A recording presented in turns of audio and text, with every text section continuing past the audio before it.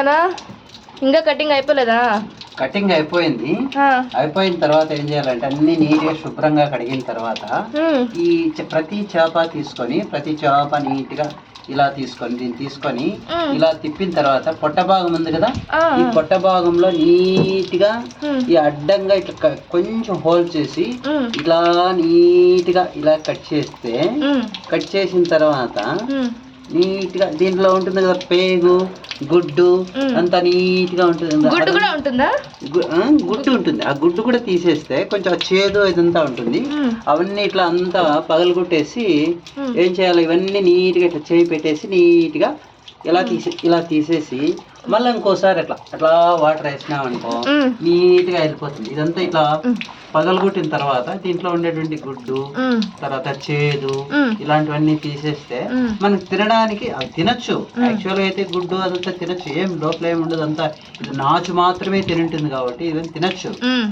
కాకపోతే మనకు తినడానికి నీట్గా అనిపిస్తుంది అనమాట. అయ్యో అసహ్యం అనిపించకుండా నీట్గా ఎంత ఇట్లా కట్ చేసేసి చూడు ఎంత నీట్గా ఇట్లా వాటర్ వేసేస్తే నీట్గా అయిపోతుంది కదా.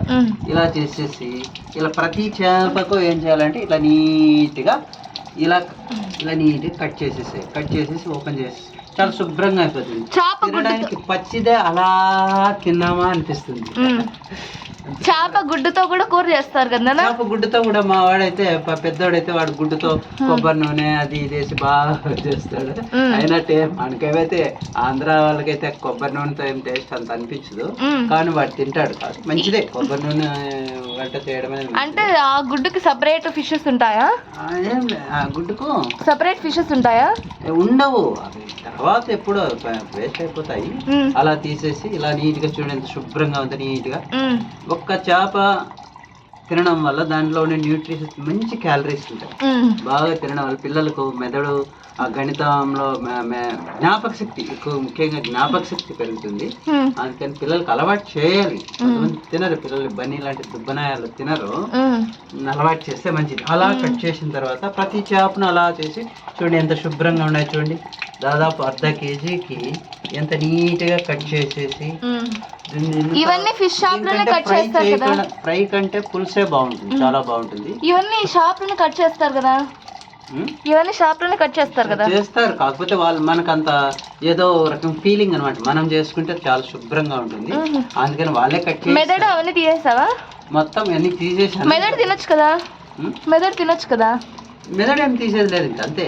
పొట్టలో ఉండేటువంటి పేగు గుడ్డ అంతా తీసేస్తే చాలు, అంతే. చాలా శుభ్రంగా ఉంటుంది. ఇది తినేస్తే చాలు. చాలా మళ్ళీ కూర చేసిన తర్వాత ఈ మామూలుగా ఫ్రై కంటే పులుసే బాగుంటుంది. కొంతమంది ఫ్రై కూడా చేసుకుని తింటారు. ఫ్రై అంటే ఎక్కువగా ఆయిల్ ఎక్కువగా ఉంటుంది కదా, ఆయిల్ తింటే బాగుంటుందేమో అని చెప్పేసి ఎక్కువగా కూరలే చేస్తారు. మామూలుగా పల్లెటూరు కూరల మాదిరి చేస్తే కూడా చాలా బాగుంటుంది. పులుసు ఎక్కువ పెట్టాలి ఏమంటే, కాకపోతే కొంచెం ఉప్పు అవి తగినంత వేసుకొని చేస్తే తర్వాత ఈ నీట్ వీడియో తర్వాత చేద్దాం. ఇప్పుడంతా ఇది అయిపోయిన తర్వాత ఇప్పుడు యాంజియోగ్రామ్ చేపించుకున్న వాళ్ళు ఎలాంటి ఫుడ్స్ తింటే మంచిది? సీ ఫుడ్ తినమని చెప్పారు. ముఖ్యంగా ఈ ఫిష్ లో కూడా పెద్ద పెద్ద చేపలు తింటే అవి ఎందుకంటే అవి వేరే మళ్ళీ ఫుడ్ తింటాయి కదా, అందుకని దాంట్లో ఫ్యాట్స్ ఏమైనా ఉంటాయేమో అనే ఉద్దేశంతో చిన్న చేపలు తినమన్నారు. అందుకని నాకు ఇష్టమని ఈరోజు ముఖ్యంగా చాలా దూరం పోయి అదే పని తెచ్చుకున్నాను.